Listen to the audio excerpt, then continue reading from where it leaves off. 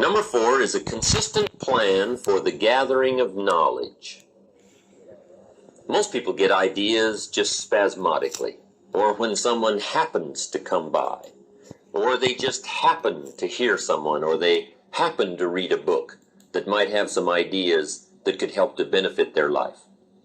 What I'm saying is we all need a consistent plan for the gathering of knowledge, a consistent plan for going to the library, a consistent plan for attending the lectures, attending the seminars.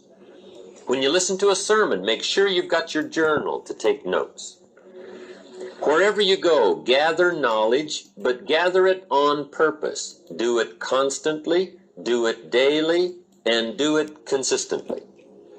We need a consistent plan for reading books. Most people just read books haphazardly, spasmodically, or most people just don't read at all. Or they don't have a good plan for reading the right books. Sure enough, the man reads the comics instead of the classics. And he misses all the things that could really benefit his life because he doesn't have a plan. Here's a good thought to consider. Rarely does a good idea interrupt you. Good ideas must be pursued. You must go where they are. You must seek them out. And there's an important Bible phrase that says, if you seek, if you search, you will find. Sure enough, a consistent plan for gathering knowledge, reading the books, attending the lectures, putting together ideas, and having a place to capture them like a journal where you can repeat them and go over them. That's a fundamental that if you'll follow it, will put you in the top 5%. Guess how many people have a consistent plan for the gathering of knowledge? Answer, very few. And what you want to be is one of the very few. Now here's the 5th fundamental for being successful. Number 5 is an association of people of common interest in progress, success, ideas, and philosophy. If you have a constant association of people who can better your life and better your lifestyle, you can't believe the progress that you can make. Mr. Shelf shared with me when I first met him when I was 25 years old. He said, Jim, to do better, you've got to get around the right people. I have a good phrase for you. Never mistake the power of influence. The man says, well, I live here, but it doesn't really bother me. See, that's not true. He says, I'm around these people, but they really don't bother me. See, that's not true. Whoever you're around, whoever you're with, is exerting some kind of influence on your life. And what you must do, and this would be the good year to do it, the first year you've heard about it, is make plans to get around the right people. People who talk positive ideas. People who talk philosophy, the refinement of philosophy.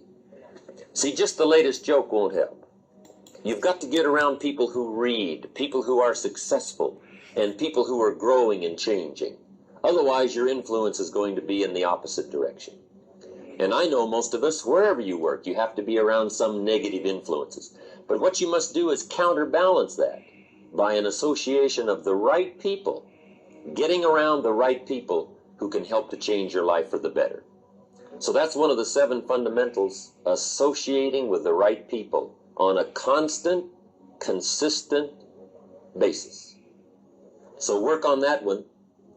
And it's one of the 7 fundamentals. If you will work on an association of the right people who can help you to grow financially, personally, spiritually, socially, sure enough, it'll put you in the top 5%.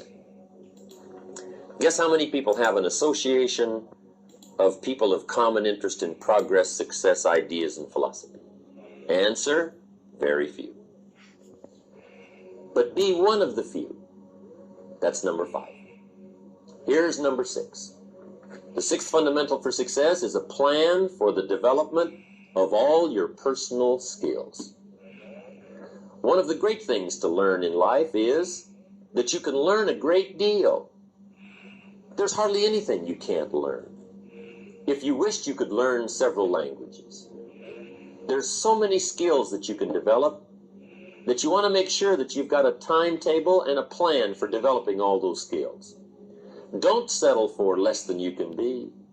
See, at the end of your life, you don't want to wake up and discover that you've only lived 1/10 of it.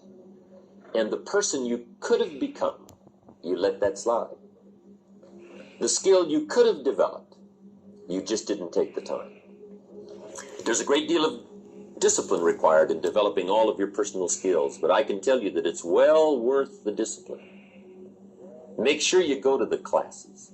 Make sure you do all that you possibly can to develop every skill you can, from the skill of leadership, the skill of diplomacy, the skill of language, the skill of business.